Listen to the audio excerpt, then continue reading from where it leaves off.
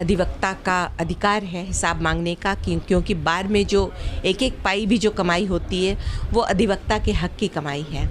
तो अपनी कमाई का हिसाब मांगने का हर अधिवक्ता को अधिकार है।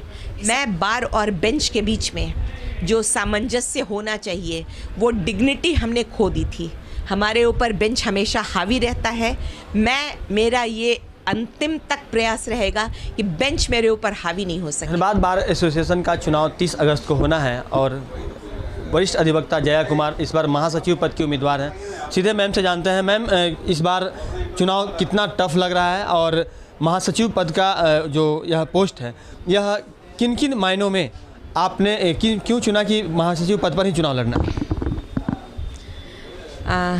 नमस्कार सर्वप्रथम आप लोगों को। मैंने महासचिव का पद इसलिए चुना क्योंकि मैं 2 बार यहाँ पर पद पर रह के देख चुकी हूँ। मैंने 2 बार पदभार संभाला है और मुझे लगा कि महासचिव का पद ऐसा है जहाँ पर आकर आप अगर कुछ करना चाहते हैं तो कर सकते हैं। आपके पास इनॉर्मस पावर है इस पोस्ट पर, इसलिए मैंने इसको चुना क्योंकि मैं अपने अधिवक्ताओं के लिए अपने बार के हित में कुछ करना चाहती हूँ। जो लोग हैं, कई लोग 4 साल का हिसाब मांग रहे हैं, कुछ लोग उससे अधिक समय का हिसाब मांग रहे हैं। आपका क्या कहना है? पिछला जो कार्यकाल था जितेंद्र जी का, वह कार्यकाल कैसा रहा अधिवक्ताओं के लिए और कौन कौन सी ऐसी कमियां रखें जिसे आप आएंगी तो पूरा करेंगे? देखिए, जहाँ तक हिसाब मांगने का सवाल है वो हर अधिवक्ता का अधिकार है हिसाब मांगने का, क्योंकि बार में जो एक एक पाई भी जो कमाई होती है वो अधिवक्ता के हक की कमाई है। तो अपनी कमाई का हिसाब मांगने का हर अधिवक्ता को अधिकार है। हिसाब तो मांगना ही चाहिए। ये भी सच्चाई है कि ट्रांसपेरेंसी नहीं थी क्योंकि आज तक हिसाब दिया नहीं गया। लेकिन मैं चाहती हूँ कि मैं अगर आऊँ तो बिल्कुल स्वच्छ बार रहे, जिसमें कभी किसी अधिवक्ता को यह मौका ही नहीं मिले कि मुझे हिसाब नहीं मिला। क्योंकि जो भी पारदर्शिता रहेगी, जो भी आय और व्यय होगा, उसका पाई पाई का हिसाब रहेगा।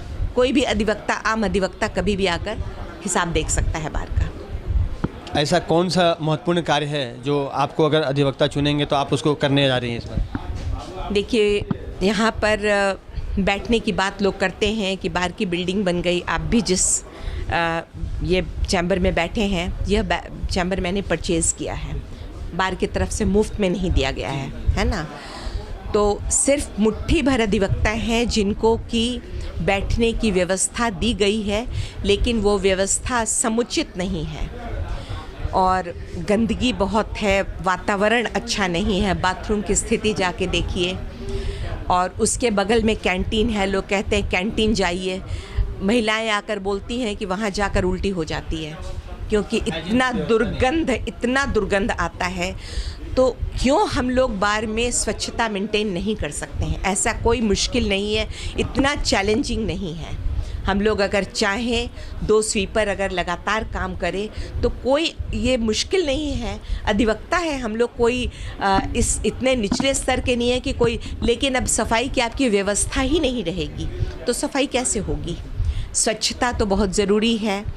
महिलाओं के लिए आज तक इतना लोगों ने कहा, आज तक मैंने पूर्व में भी प्रयास किया था, लेकिन आपको बताया मैंने कि चूँकि मेरा पद उतना ऊंचा नहीं था, मैंने कोशिश की लेकिन महिलाओं का मैं उनके हित में नहीं कर पाई। मैंने उनके लिए कॉमन रूम का एक कॉन्सेप्ट मेरा शुरू से था कि इतनी महिलाएं, करीब 400 इनरोल्ड महिलाएं हैं हमारे यहाँ, लेकिन उनके ना बैठने की समुचित व्यवस्था है, कॉमन रूम तो छोड़ दीजिए, स्वच्छ बाथरूम भी नहीं है। तो ये सब मुद्दे हैं। प्लस मैं एक ऐसा मैंने अधिवक्ताओं के हित में जो सोचा है, एक बैकअप की सुविधा होनी चाहिए।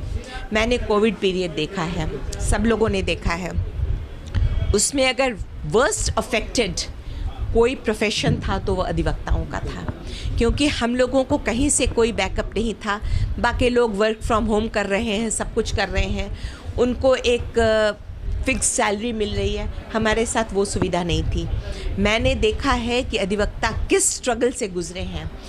तो ईश्वर न करे कि वो परिस्थिति दोबारा आए, लेकिन अगर ऐसी परिस्थिति आ जाती है तो हमारे अधिवक्ता बंधुओं के पास अपने बार के तरफ से एक ऐसा बैकअप सुविधा होना चाहिए कि अगर हम कोर्ट नहीं जा पा रहे हैं, नहीं काम कर पा रहे, फिर भी हमको एक कोई फिक्स्ड राशि जो है वो मिले ताकि हम अपना परिवार चला सकें। ये बार की का दायित्व है, जिम्मेदारी है।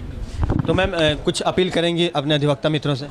बिल्कुल, मैं अपील यही करूंगी कि आपको एक मौका मिला है।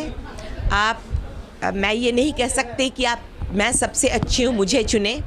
अगर आपको लगता है कि मैं स्वच्छ हूँ, स्वच्छ छवि है मेरी, और मैं बार में पारदर्शिता बहुत ज़रूरी है जो कि कभी नहीं आई है, वो पारदर्शिता ला सकती हूँ।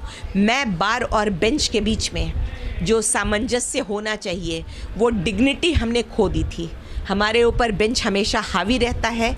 मेरा ये अंतिम तक प्रयास रहेगा कि बेंच मेरे ऊपर हावी नहीं हो सके। हमारे अधिवक्ताओं की यूनिटी इतनी है कि हमको ये नहीं कह सकते हैं, बेंच ये नहीं कह सकता है कि आपको ये बात माननी पड़ेगी। हमारी आवाज़ इतनी पुरजोर आवाज़ होगी कि बेंच को हमारी बात माननी पड़ेगी। अधिवक्ताओं की आवाज़ वहाँ तक लेके जाएंगे। बिल्कुल, तो ये थी जया कुमार जो कि इस बार महासचिव पद पर उम्मीदवार हैं आपके धनबाद बार एसोसिएशन में, और तमाम अधिवक्ताओं से जो अपील की है इन्होंने, और स्पष्ट कहा है कि वो किसी भी परिस्थिति में अधिवक्ताओं के सम्मान के साथ समझौता नहीं होने देंगी। और जो दूरियां बन जाती हैं बेंच और बार के बीच में, और बार कई दफ़ा बेंच के सामने कमज़ोर महसूस करता है अपने आप को, वो नहीं होने देंगी। और साथ ही आपके लिए जो बैकअप प्लान होना चाहिए आपात परिस्थिति में, उसकी व्यवस्था ये ज़रूर करेंगी। तो आपको बस तय करना है कि कौन आपके लिए बेहतर उम्मीदवार है। लगातार आप 11 स्कोप के साथ बने रहिए, हम आपको बार की पल पल की अपडेट देते रहेंगे। सहयोगी रोशन के साथ राजकुमार जायसवाल, 11 स्कोप्स, धनबाद।